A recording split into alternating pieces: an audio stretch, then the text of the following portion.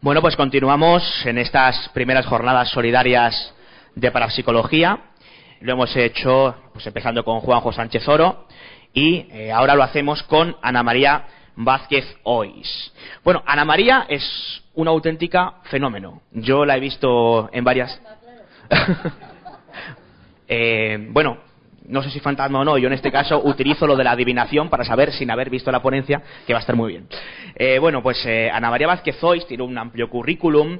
Ella es profesora de Historia Antigua y escritora, colaboradora en programas de contenido educativo difundidos por radio y televisión y de conferencias de Historia Antigua.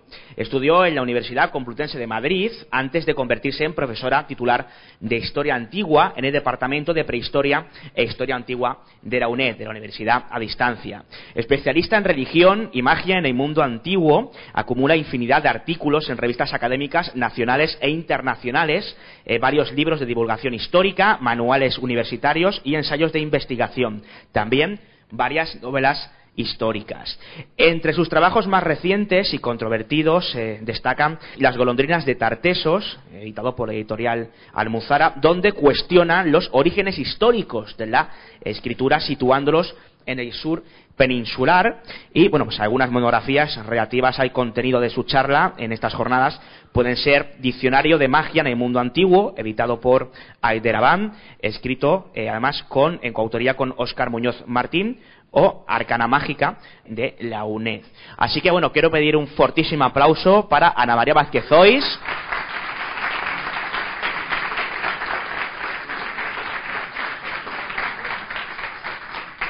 Que, como decía, va a hablarnos de adivinación y fantasmas en el mundo antiguo. Muchas gracias. Bueno, saludo a quienes me están escuchando, a los que me han invitado a participar, como David y Juanjo Sánchez Oro, y a los alumnos también que han venido a escucharme, que se nota que no se cansan de mis clases, que la verdad nos lo pasamos muy bien en lo que son las tutorías de Historia Antigua, y muy pocas veces tengo la oportunidad de hablar del tema que nos ocupa en estas jornadas y que voy a procurar resumir en los 3/4 de hora que me dan para dejarles luego a ustedes un poquito de tiempo para lo que es el coloquio y que me puedan preguntar. Es curioso que el origen de mi interés por el estudio de la magia y los fantasmas comenzó cuando empecé a preparar mi tesis doctoral en la Universidad Complutense ya en el año 1969 o 70. Leí la tesis doctoral sobre la religión romana en España, que es la Hispania romana, en 1975, y mientras estaba preparando esta tesis doctoral iba haciendo un fichero marginal de lo que encontraba que eran cuestiones de magia de las cuales no tenía la más absoluta idea. El caso es que luego, cuando ya terminé la titularidad, ya empecé a dar clase, me reincorporé de la Complutense, donde estuve en el Departamento de Filología Latina. Me incorporé al Consejo Superior de Investigaciones Científicas con el profesor Blázquez y luego a la UNED, donde entré primero como tutora y luego como profesora titular. Digamos que empecé a cuestionarme qué era todo aquello que yo iba encontrando, que son documentos arqueológicos que me evidenciaban una serie de prácticas de las que, como les digo, no tenía ninguna idea, pero que me llamaron la atención, que eran sobre todo las tabelae de Fisionum, de las que luego, si puedo, les hablaré, que son las tablillas de embrujamiento que estaban hechos con la mano izquierda, escritas al revés, como escribe Leonardo da Vinci, y que son lo que se llaman las tablillas de maldición. Ahí es por donde yo empecé a interesarme por estos temas y sobre todo porque habían sido estudiadas por un profesor mío de la Complutense ya fallecido, que era el profesor Almagro. Las intenciones que tengo de hablarles a ustedes en este breve espacio de tiempo del que dispongo es, primero, decir y qué significa y por qué es un término tabú hablar de fantasmas. A mí me aconsejaron que no hablase de fantasmas en mis últimos artículos, sino que utilizase el término espíritu, que es más ortodoxo. Y yo dije, mira, yo es que trabajo con bibliografía inglesa y el término ghost en mi pueblo se traduce por fantasma, con lo cual yo voy a seguir hablando de fantasmas. Y también definiré lo que es un fantasma según el diccionario de la Real Academia de la Lengua, cómo se dividen en buenos y malos, qué fantasmas literarios se conocen. No voy a hablar de todos porque ya les digo que el tema es infinitamente amplio, de cómo se manejan las apariciones en sueños. Hay fantasmas literarios, fantasmas en arqueología, inscripciones con la fórmula es visu, que significa hago esta dedicación porque vi a esta persona o a este dios materialmente, cómo se constata en la literatura y en la arqueología la ayuda de sendos fantasmas a sus respectivas esposas, cómo se ha utilizado los fantasmas en la manipulación política, y no me voy a referir al último fantasma conocido por todos ustedes, que es el fantasma de Chávez en forma de pajarito, que me lo ha puesto maravillosamente para empezar a hablarles a ustedes de esa manipulación política de los fantasmas, y cómo la única representación que conozco de un fantasma es en España, que es también muy curioso, y luego cómo el fantasma de una señora, que es Cintia, es el que comienza con un tema muy recurrente que llega hasta nuestros días, como es el de la inmortalidad del amor.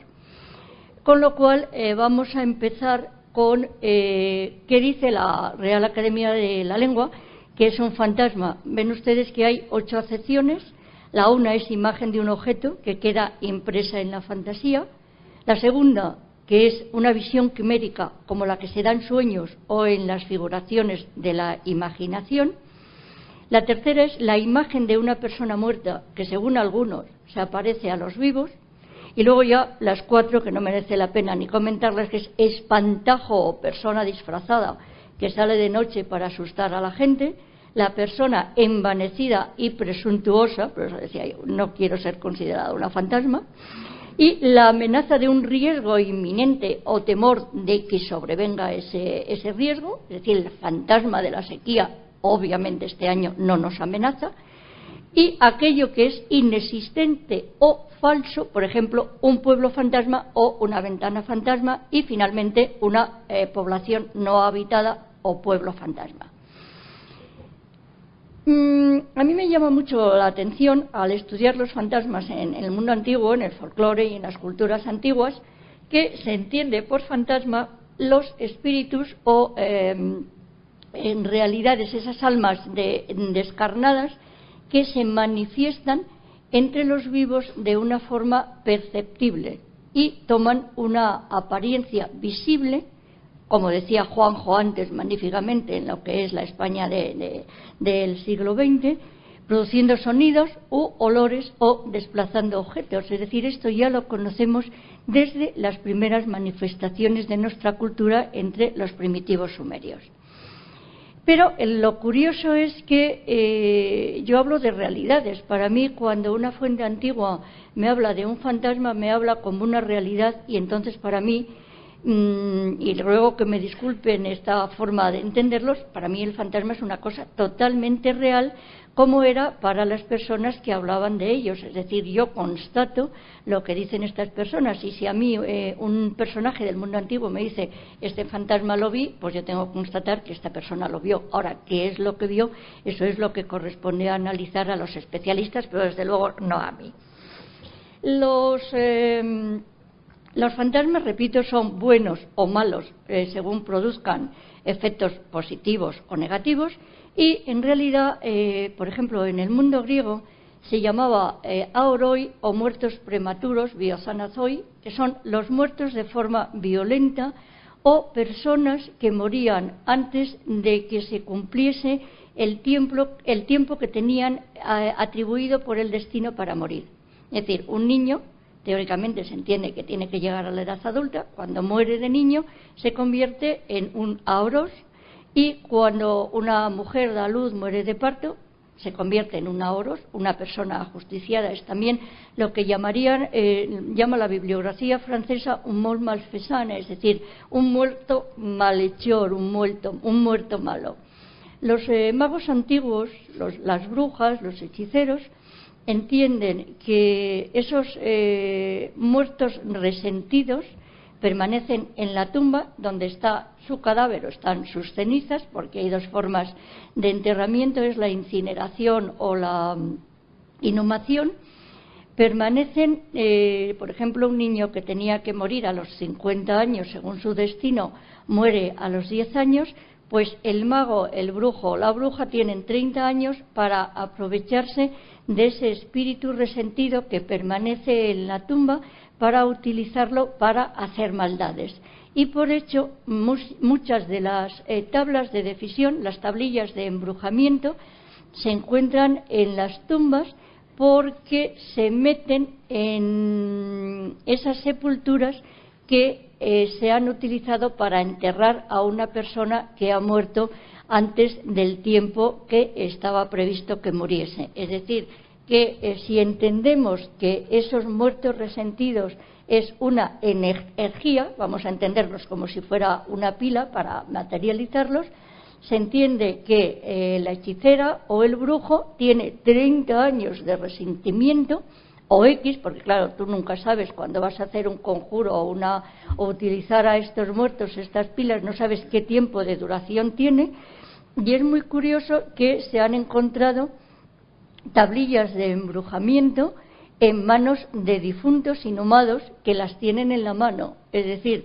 que el hechicero lleva a cabo la maldición, la escribe en una laminita de plomo y luego tiene obviamente que ir al cementerio por la noche, siempre tiene que ser por la noche, no para que no la vean las autoridades o la policía, sino porque el tiempo de la magia siempre es la noche, abrir la mano del muerto, si no tiene cenizas, si no está quemado, claro, abrirle la mano y meterle la tablilla de maldición en la mano, porque sabe que ese muerto va a ser utilizado como una fuerza negativa para llevar a cabo esa maldición que el hechicero puede hacer. Por lo que yo pienso cuando oigo hablar de estos ruidos de los fantasmas truculentos de que producen pues daños o estas cosas, siempre pienso que son precisamente estos difuntos resentidos a los cuales obviamente hay que exorcizar para que dejen de molestar a los vivos.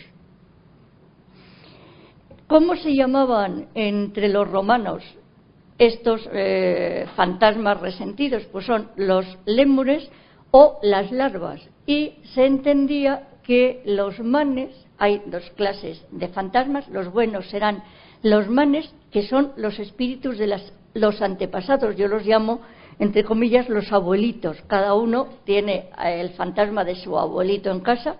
Los muertos no abandonan nunca el sitio donde han estado, todo queda impregnado de su energía vital, y a esos manes se les hacen unos cultos, que son los cultos familiares en Roma, y en nuestra cultura, en nuestra civilización y en nuestra religión existe lo que se llama el Día de los Difuntos, en los que vamos a ofrecerles flores y a rezar por nuestros muertos en los cementerios. Pero en nuestra cultura y en todas las culturas que conozco desde la época prehistoria, cuando empezaron los primeros enterramientos con osos y con flores. ¿Cuál era el problema del mundo antiguo? Pues que todo muerto tiene que ser enterrado. Tiene que ser enterrado o físicamente en una tumba o tiene que ser enterrado ritualmente, porque creían que el espíritu o el fantasma de esa persona que está sin enterrar molesta a los vivos. Necesita unos ritos funerarios que consisten en conducir ese espíritu que está desconcertado por el hecho de separarse del cuerpo hacia el más allá, que es el Hades. Tiene que ser pasado por Caronte, que es el barquero infernal, tiene que pasar la laguna Estigia y además tiene que pagar su precio al barquero, con lo cual en cadáveres, en inhumaciones antiguas, se ha constatado que se les pone a los difuntos una moneda de pequeño valor, la estige o la estipe, se les pone en los ojos o se les pone bajo la lengua. Si uno pertenece a una familia que no tiene mucho dinero o que son un poco rácanos, el problema es que ese difunto queda 100 años antes de pasar la laguna Estigia, porque Caronte dice que gratis no pasa nadie, y entonces ese difunto se pasa 10 años molestando a las personas de su familia por tacaños y por rácanos. Y una de las cosas que hacían con los difuntos es que, por ejemplo, cuando morían en alta mar, como los cadáveres se tiran al mar, a los romanos les aterraba viajar por el mar y les aterraba morir en alta mar, porque entonces no podían recibir, no podían recibir los... estos son los fantasmas que no me dejan hablar. Perdón. Y normalmente pues no recibían las honras funerarias de pasar por que se les tirase tierra encima y tal, y entonces pues tenían muchísimo miedo, ¿no?, de morir en alta mar. Y luego se han constatado también cosas muy curiosas, como antes de la época romana, en época prehistórica, que los enterraban boca abajo por si querían salir, que cavasen más. Me acuerdo una vez haciendo un chiste que decía uno: yo enterré así a mi suegra para que no salga, ¿no? Entonces también se les enterraba también con una mano cortada, para que cuando saliesen, como lo que sale es el espíritu completo, pues que el espíritu no pudiese hacer maldades porque no tenía esa mano. Y repito que se creía que existían los buenos, que eran los espíritus de los abuelitos, como yo los llamo con muchísimo cariño, que recibían un culto, y luego las larvas, que eran los fantasmas malos como nosotros los conocemos. ¿Qué es lo que se creía de estos espíritus de los muertos? Porque al estar en contacto con la madre tierra y con el Hades, con los dioses del más allá, Perséfone y Hades, o Plutón y Proserpina, pues que conocían el futuro, y entonces lo que se hace es preguntarles cualquier problema a los muertos. Los muertos estaban en un lugar que luego les voy a enseñar el mapa, porque existe un mapa de lo que era el Hades. Y entonces, cuando tenían un problema determinado, los héroes de por la Ilíada o la Odisea, Eneas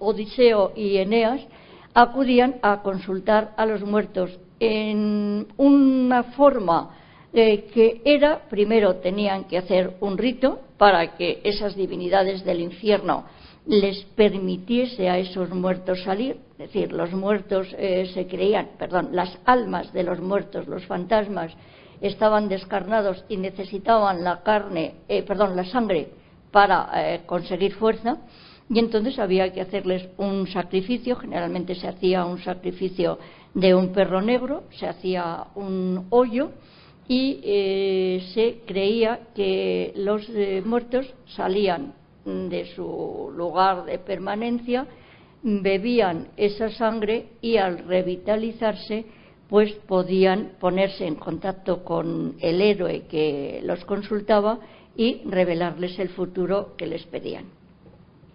Uno de ellos se ve aquí, por ejemplo, en esta representación, consultando al adivino Tiresias, que era ciego. Se volvió ciego precisamente por haber visto la cópula de dos serpientes. Otras veces se dice que es la diosa Hera, que le castiga porque Tiresias se convirtió, primero era hombre, luego se convirtió en mujer, y había gozado de los placeres sexuales como hombre y como mujer. Y estuvo 7 años de mujer, luego volvió a ser hombre, y en una disputa entre Hera y Zeus, pues decían quién disfrutaba más del acto sexual, y Tiresias dijo obviamente la mujer. Entonces Hera se enfadó muchísimo porque ella reveló los secretos femeninos y directamente lo dejó ciego. Es decir, que está la paradoja de que un adivino ciego no tenía ninguna visión. Él tenía visión de futuro, pero no tenía la visión real. Es un adivino típico de lo que es precisamente la literatura griega antigua. Tiresias directamente es un personaje pues muy típico de lo que es la adivinación, pero hay un personaje que luego también verán ustedes que es muy curioso, que es como los romanos, que a mí me llamó mucho la atención porque siempre se cree que las religiones antiguas anteriores al cristianismo somos los cristianos, o lo que son las religiones mistéricas, tenemos la exclusiva de la creencia en la inmortalidad, y yo siempre he defendido, precisamente estudiando el culto a la serpiente, mi primer artículo fue precisamente el culto a la serpiente en el mundo antiguo, que los romanos creían que el alma de los difuntos, al salir el Hades, el Erebo, este submundo donde se creía que estaban, se quedaba o se manifestaba en la tumba en forma de serpiente. Y es curioso cómo aquí tenemos, por ejemplo, en la representación del arario de la casa de los Beti en Pompeya, tenemos precisamente aquí se ve cómo representan en los lararios, siempre se representa el alma de los difuntos en forma de serpiente. Esto es lógico porque, yo así lo he creído entender, porque en las tumbas había un agujerito donde se hacían libaciones de leche y miel, y si uno iba a llevarles a los difuntos flores y además leche y miel, es lógico que si había una serpiente en los alrededores, pues se manifestase y uno dijese, que se me ha aparecido el alma de mi padre en forma de serpiente, y te llevas un susto tremendo, ¿no? Eso es lo que le pasa a Eneas en el rito de la parentalia, que efectivamente se aparece el alma de su padre en forma de serpiente, y está constatado que en las fuentes antiguas, por ejemplo Liano cuenta que la médula espinal de los difuntos se creía que permanecía en la tumba en forma de serpiente, lo cual es una forma de inmortalidad, es una negación de que todo acabase con la muerte. En este rito, que es el que da origen a los ritos que se llaman de la parentalia, directamente es cuando se venera, y además totalmente en serio, a esos espíritus de los antepasados que se consideran las guías de las personas. Es decir, uno a los espíritus no se los toma con superficialidad, hay un respeto con las almas de los antepasados, pero también hay que controlarlos. La religión romana es ritual, es controladora, y lo que se hace es, fíjense ustedes cómo están representados las almas de los difuntos en el más allá, es decir, con una forma de vida como muy ligera, muy superficial, muy sin fuerza, pero se creía que los difuntos existían en un mundo fuera de lo que es el mundo real, de una forma totalmente material, y que nadie dudaba. Estas fiestas de los muertos, que son la parentalia, se ofrecía violetas porque es una flor que se creía que se ofrecía también a Atis, que es uno de los dioses que muere y resucita en lo que se llaman las religiones mistéricas, y había que controlar a esos espíritus familiares, lo hacía el padre de familia, en unos ritos en los cuales, sin mirar atrás, que es muy curioso ese concepto de no mirar atrás por si acaso ves a los difuntos, tiraba sabas porque se creía que las sabas llevaban el germen de nueva vida y que no se podían comer las habas. Los pitagóricos lo tenían totalmente prohibido porque se creía que eran almas de difuntos que si se sembraban iban a nacer niños o iban a nacer almas. En Cumas es uno de los lugares en los que se entraba al mundo de los muertos, es decir, por el Hades tenía unas puertas que se manifiestan, luego se los enseñaré. En los sarcófagos romanos se creían que esas almas de los muertos salían del mundo del infierno o del más allá por dos puertas, una era de marfil y otra era de cuerno, y por ellas salían también los sueños que eran los que traían las premoniciones a los vivos que realizaban los ritos adivinatorios que se hacían pues en estos sitios o en otros que se llaman necromanteion.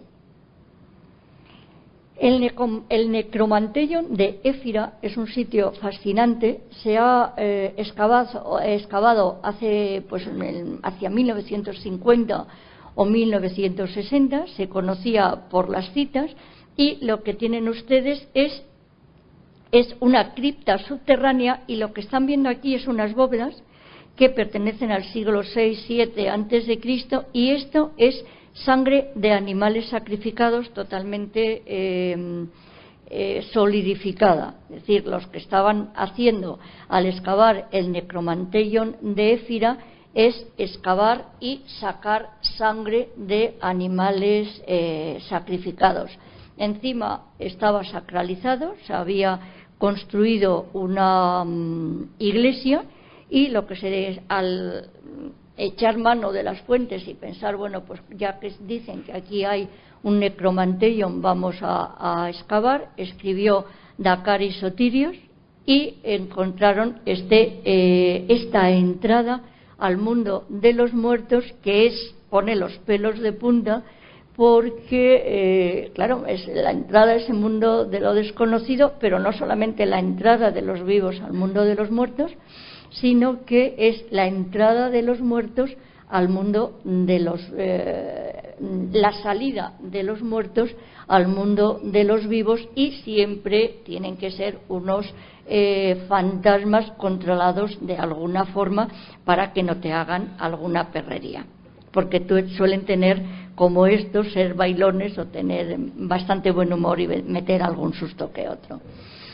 Este es el mapa del Hades, es decir, es muy curioso porque el río del Aqueronte existe, la laguna Estigia existe, el río Cocito y el Prefagón existe directamente, y está la publicación y está directamente en un lugar de la parte oeste de Grecia. Es decir, que lo que hacen los antiguos griegos es mitificar una serie de lugares que los tienen aquí ustedes perfectamente. Tienen el Palacio de Hades, tienes el río del Leteo, que son las aguas del río que los difuntos beben para olvidar toda la vida pasada, solamente pueden recobrar el recuerdo de esa vida terrenal cuando se les invoca y se les da la sangre de esos sacrificios. Y ya han visto que aquí está el palacio de Proserpina, es decir, que es una cosa que en el imaginario griego se creía completamente real. Tienen más el mapa del Hades según Virgilio. Aquí tienen la entrada con los campos flégeos, es un campo totalmente volcánico. Aquí tienen precisamente donde está el Vesubio, precisamente aquí. Es decir, que para griegos y romanos la entrada al mundo de los muertos está pues en un oncumas y en otro en los diferentes necromanteion que hay a lo largo de lo que es el mundo griego. ¿Cómo se hacía este rito de las Lemurias? Con una serie de ritos que a mí me llama la atención, porque se encuentran también en todas las religiones, que es sobre todo con el ruido. Para espantar a los espíritus se les espanta con el ruido, y también se les hace resucitar, por ejemplo, a los dioses antiguos, a Osiris, se le hace resucitar con el sonido del sistro, es el sonido mágico. También lo he encontrado en la India en algunos ritos que son indoeuropeos, y por tanto hay muchas cosas de la India que tienen mucho parecido con los cultos de griegos y romanos. Y ven ustedes que también el chamán, el tambor chamánico, lo utilizan los chamanos para entrar en el trance estático y ponerse en contacto pues con los espíritus del más allá.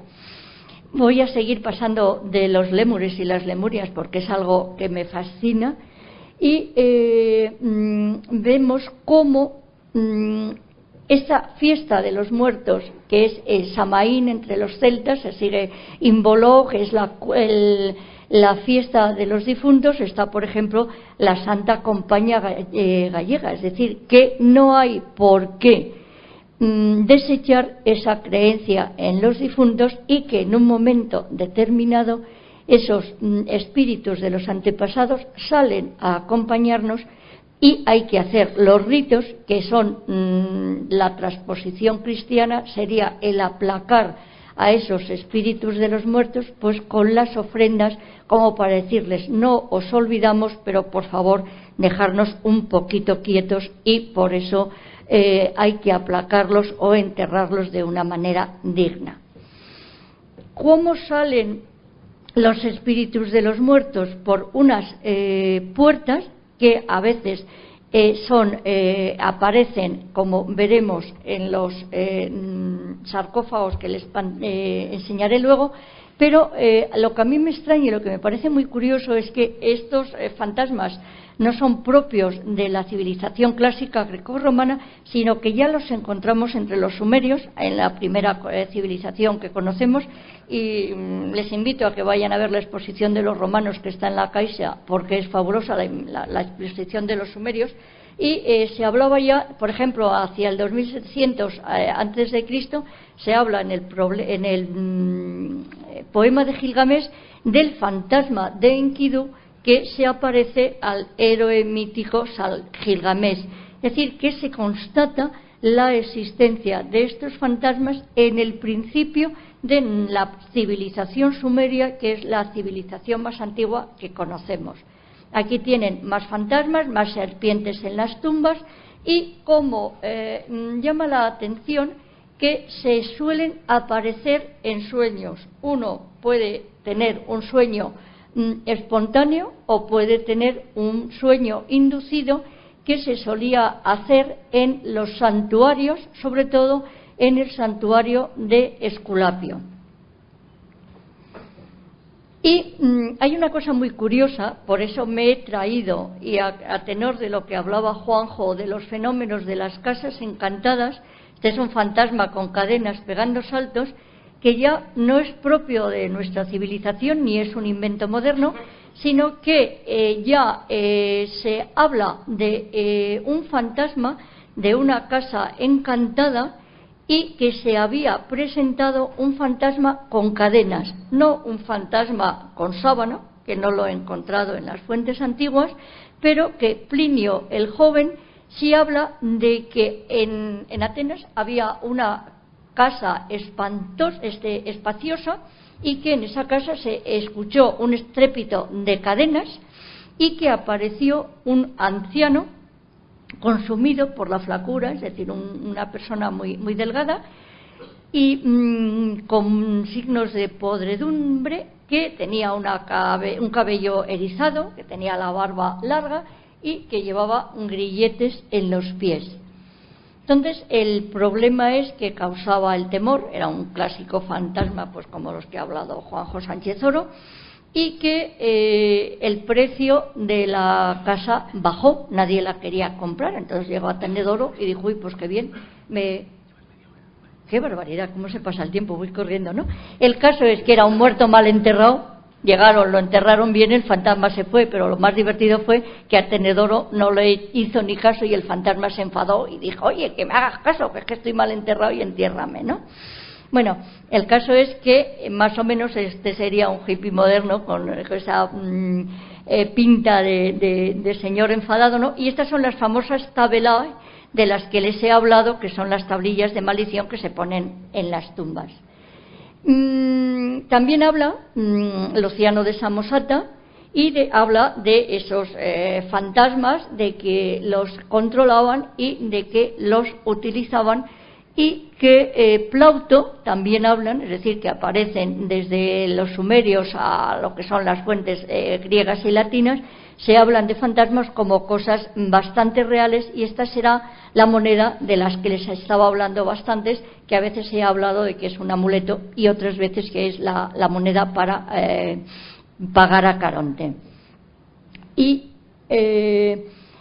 en cambio, por ejemplo, Plutarco es muy escéptico, es decir, el fenómeno del escepticismo con relación a los fantasmas ya se da en el mundo antiguo también, hay gente que no cree en ellos, pero que normalmente se habla sobre todo de los fantasmas en el mundo de los sueños, y hay un fenómeno que es el de la oniromancia, es decir, la adivinación por los fantasmas que se aparecen en sueños.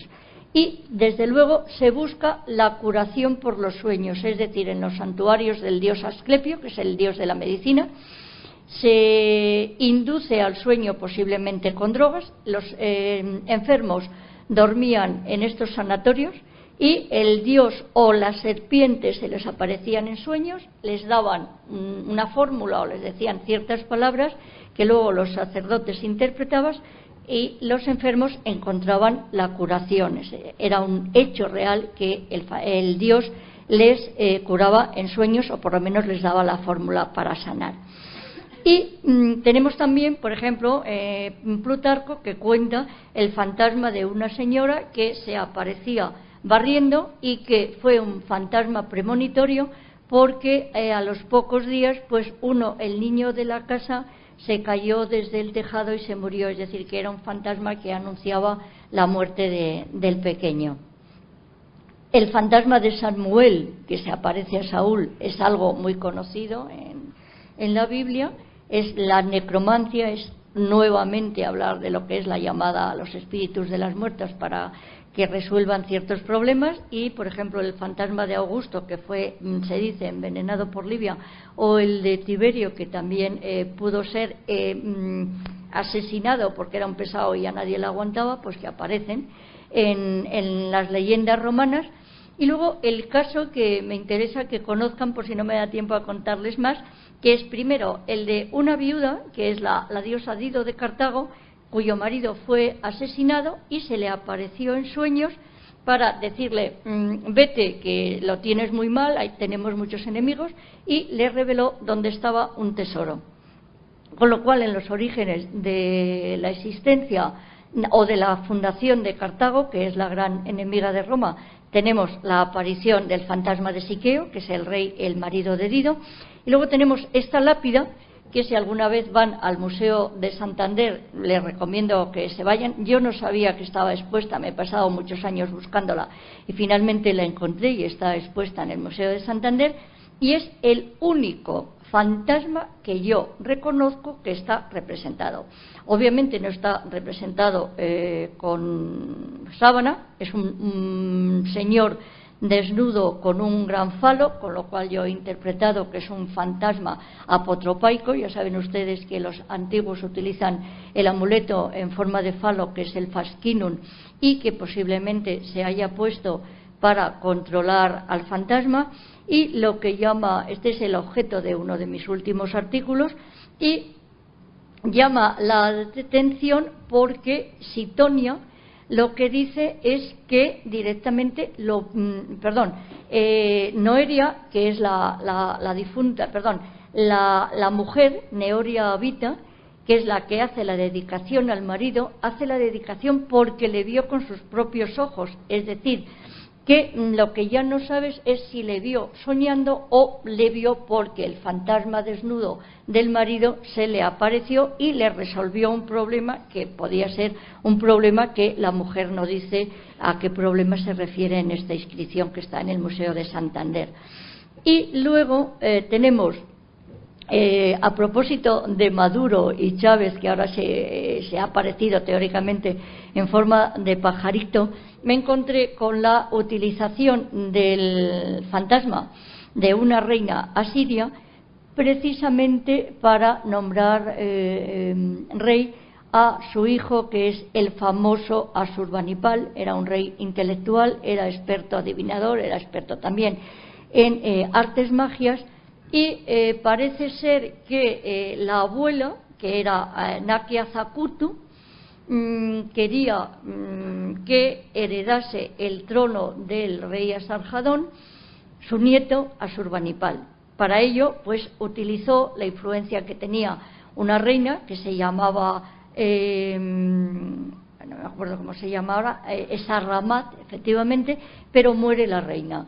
Y entonces, ¿qué hacen? Se quedan directamente sin la influencia de la reina viva, y lo que hacen es inventarse el fantasma de la reina. ¿Qué es lo que pasa? Que ha aparecido la tablilla. Es decir, yo nunca hablo si no tengo la fuente. que es en lo que me baso para hablar de fantasmas. Yo nunca hablo de esto o lo otro, lo de más allá, sino que digo, mire usted, las fuentes antiguas me hablan de esto. Y entonces lo que hacen es que dice, Asur, que son los dioses, Asur y Shamash me ordenaron que fuese el príncipe heredero de Asirio por ella y por orden suya, la reina muerta. Y esto es una manipulación política, porque claro, supongo que, no lo sé, no sé si se aparecería el fantasma o no, como el fantasma de Chávez. Y efectivamente el príncipe Asurbanipal desplazó a los dos hermanos y fue nombrado rey de Asiria. Y finalmente, para que puedan ustedes preguntarme lo que quieran, para tener pues 10 minutos o 15 minutos, hablaré de esas puertas que son las puertas de las que les hablaba, por las que salen los sueños buenos o malos, los fantasmas buenos o malos de los difuntos, y como el fantasma de Cintia, que lo utiliza Propercio para hablar del amor inmortal, y dice, los manes existen y la muerte no es el final, y la pálida sombra escapa triunfante de la hoguera. Cintia, enterrada hace poco al borde del camino, se me ha aparecido inclinándose sobre mi lecho mientras el sueño me adormecía recordando su amor y lloraba reinando sobre un frío lecho. Tenía los mismos cabellos que cuando vivía, los mismos ojos y el vestido ligeramente chamuscado por el fuego. Llevaba el anillo de esmeralda que llevaba normalmente cuando vivía, y el agua del leteo había hecho palidecer sus labios, es decir, había olvidado parte de casi toda su vida terrena. Y es muy curioso cómo este fantasma enamorado luego es recogido por Francisco de Quevedo en lo que se considera el soneto más bello de amor de la literatura española, que termina diciendo, hablando de lo que es mis huesos perderán médulas perderán no su cuidado, polvo serán, más polvo enamorado. Y lo dice ya Propercio cuando dice, no desprecies los sueños que llegan a las puertas piadosas, porque cuando los sueños son piadosos tienen importancia, y los sueños tienen muchísima importancia, y además el amor como ese fantasma enamorado y como los mismos fantasmas es inmortal. Y con esto termino. Muchas gracias.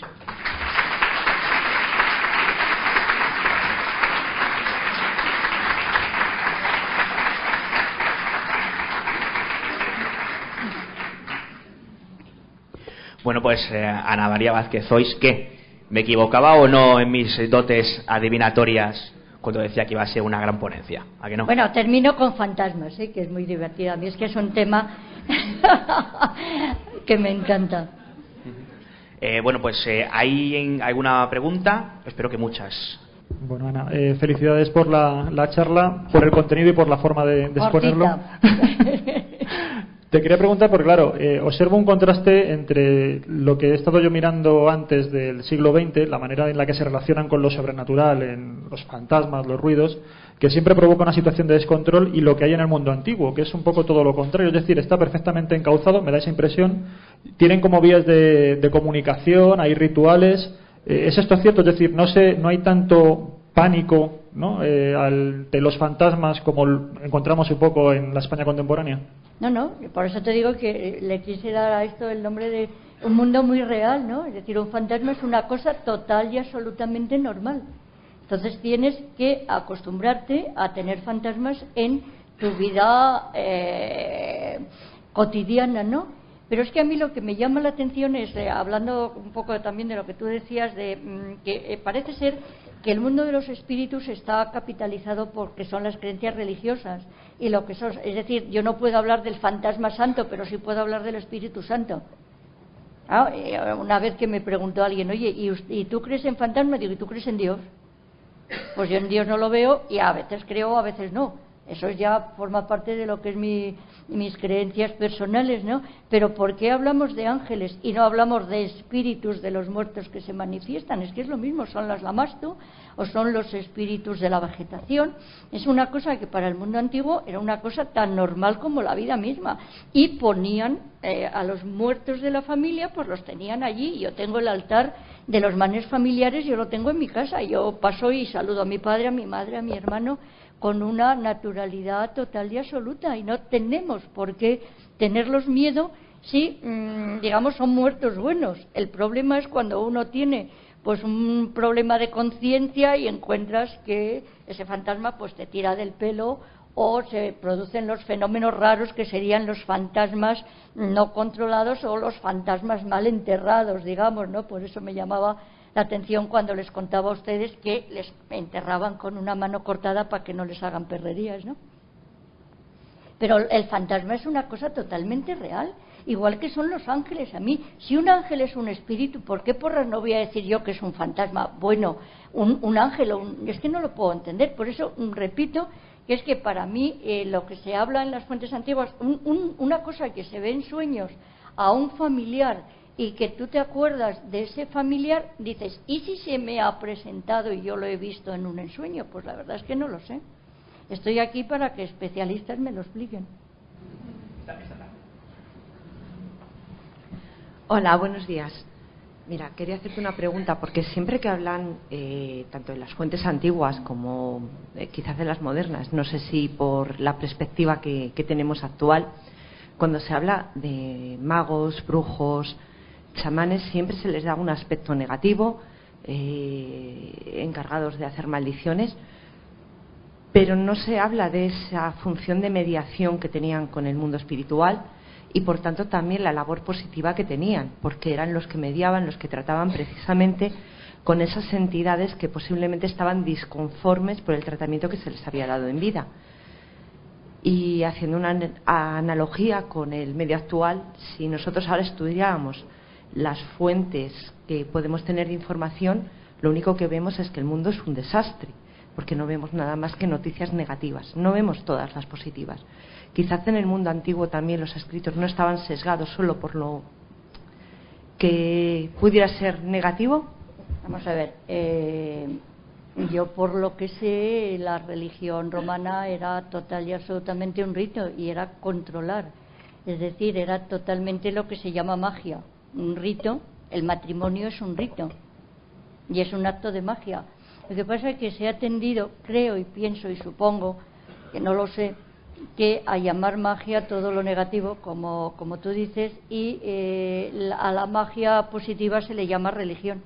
Es decir, lo que hizo la Iglesia Católica al cristianismo es utilizar oficialmente esa magia que utilizaban los sacerdotes paganos, llamándole magia positiva, y llamar negativo a todo lo que entendía que era un culto precristiano. Pero, por ejemplo, en Roma tú no podías sacar al ejército si no hacías un rito de consultar los auspicios. Y ahora mismo una inauguración de un edificio, o el cortar la cinta para entrar por primera vez en un edificio, la inauguración es un rito mágico que es directamente consultar a Dios o a los espíritus para ver si está de acuerdo y para que protejan ese edificio. Es decir, que la cuestión peyorativa es simplemente una cuestión de conceptos. Para mí la magia es buena, incluso hay magia teóricamente mala que llamas a los muertos para que hagan cosas buenas, que sería la necromancia, ¿no? Es decir, cuando llamas a un muerto por un rito de necromancia, que se entiende que es magia negra, para que te dé unas indicaciones para encontrar un camino o para ayudarte a solucionar una situación familiar, eso es un rito totalmente negativo, porque molestas al muerto, que eso es una cosa que siempre se ha dicho: a los muertos no hay que molestarles, pobrecillos, ya han vivido. Y los muertos normalmente, cuando se les llama o se les concita, normalmente no quieren, es decir, se rebelan a volver a sufrir las penurias de lo que es la vida terrenal.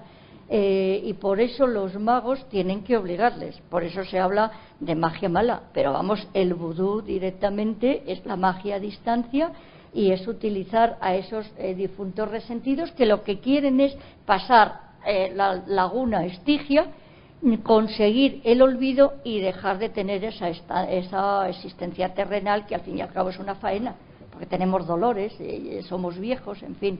El vivir no es una cosa buena, es mejor la muerte, y sobre todo en el mundo de los bienaventurados, es lo que se creía. Pero vamos, que la magia buena, repito, el poner la televisión es un acto de magia para mí. Porque es el espejito mágico de Blancanieves. O el ábrete sésamo, son las palabras mágicas. Es decir, estamos en un mundo de magia que se ha pretendido darle una connotación negativa, no sé por qué. Yo desde luego no, ¿eh? Yo cuando veo algún fantasma digo, trátame bien, que te hago un exorcismo.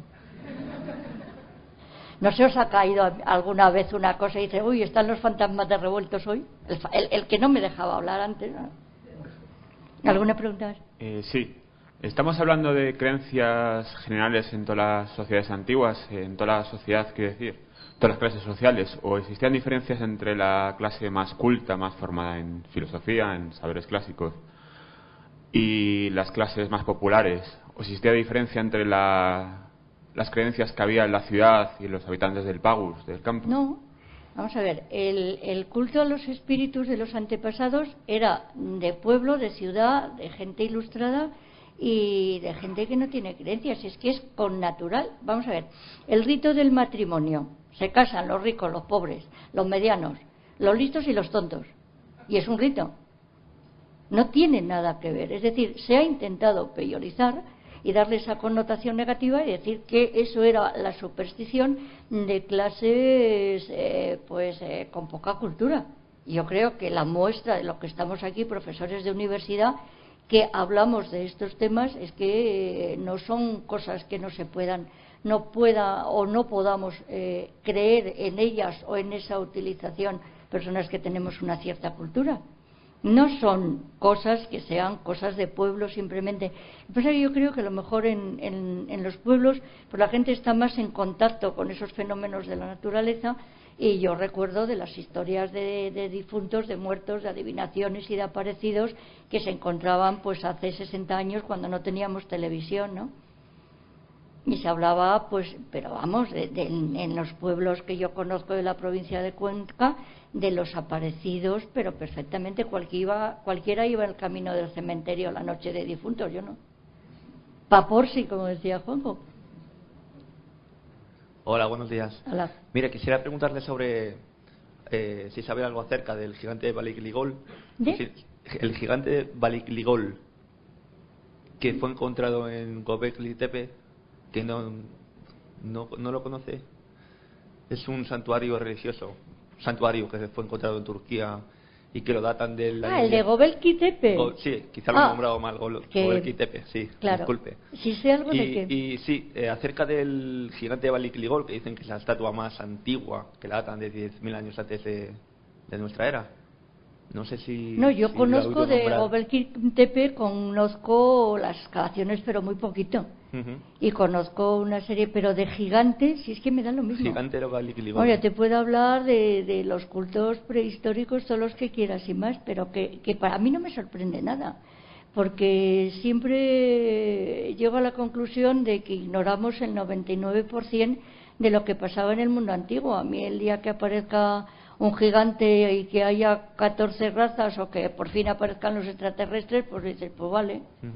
¿Me explico? Sí, es decir, el problema de estar abierto y de tener haber visto tantísimas hipótesis que han caído y que yo he hecho muchas hipótesis de trabajo que luego me he encontrado por ahí en formas de teoría, pues te das cuenta que las hipótesis no son inamovibles y que vamos haciendo la cultura conforme van apareciendo las fuentes arqueológicas, que van cambiando todo lo que sabíamos antes. Por eso yo, cuando me dicen, ¿usted cree en los ovnis? Digo, uy, qué ilusión, ¿dónde están?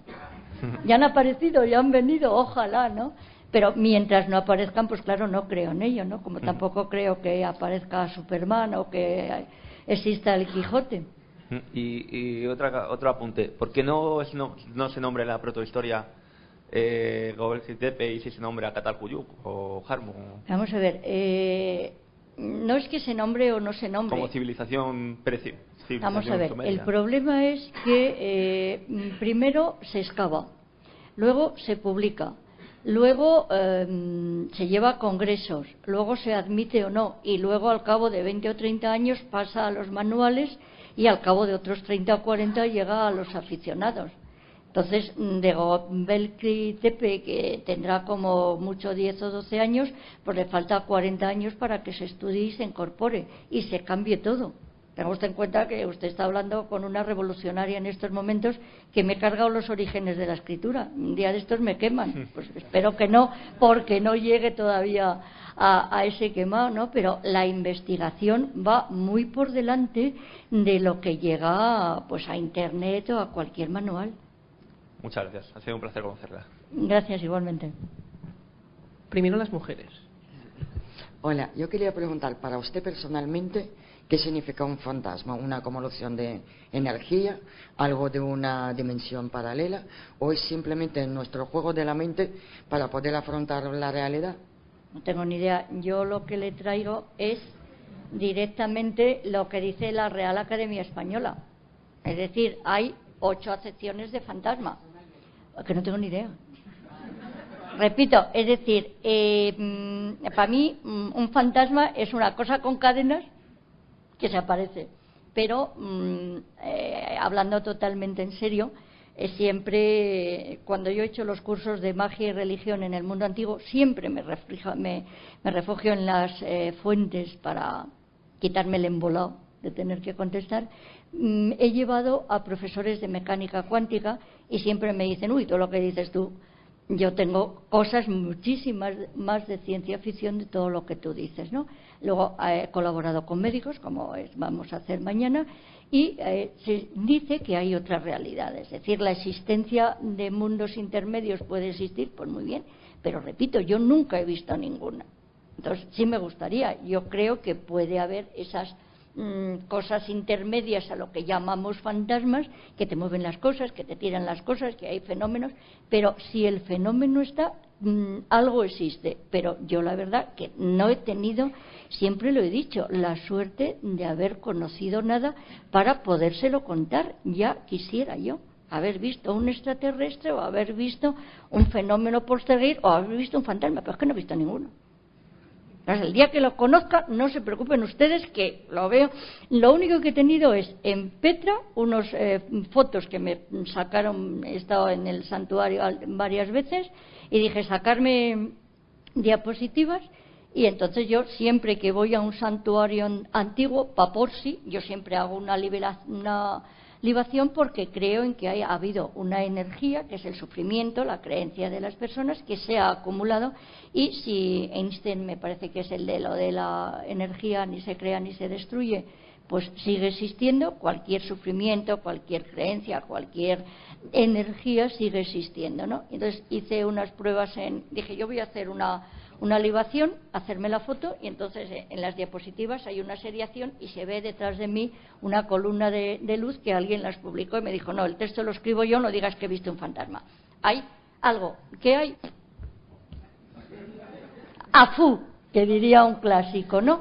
Pero yo constaté ese y dije, qué bonito, hay una columna de luz en los lugares altos en Petra, pero nada más, ¿eh? Sueños, pues yo creo que los tenemos todos, pero yo tengo constatado por una inscripción latina que tienen ustedes en el Museo de Santander, que esa señora dice, vi a mi marido, lo vi como lo represento y me ayudó, y por eso lo pongo en su inscripción en su lápida funeraria. Con lo cual me remito a las fuentes antiguas porque esta señora vio lo que vio. Lo demás no puedo decir nada más. Bueno, pues un fortísimo aplauso para Ana María Vázquez Ois.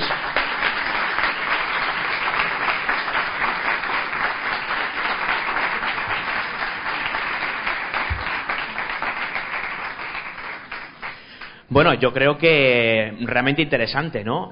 Tanto lo que dicen las fuentes antiguas como, por supuesto, lo que dice Ana María Vázquez Ois, ¿no? A este respecto. Vamos a dar 10 minutos de descanso y luego vendrá alguien que está empezando en esto de la historia, es un chaval desconocido que seguramente muchos de ustedes pues no sabrán ni quién es, y queremos dar una oportunidad en estas jornadas como es Antonio Piñero. Bueno, yo creo que se me entiende la ironía. El gran Antonio Piñero, aquí en 10 minutos. Yo que ustedes no me perdía ni un solo minuto de lo que tenga que decir en estas primeras jornadas solidarias de parapsicología. Os recuerdo que tenéis aquí a mi izquierda varios libros de Hay otros mundos, pero están en este, la obra benéfica que saca Dimensión Límite con Sidonia, por si alguien quiere adquirirla, ¿vale? Hasta ahora.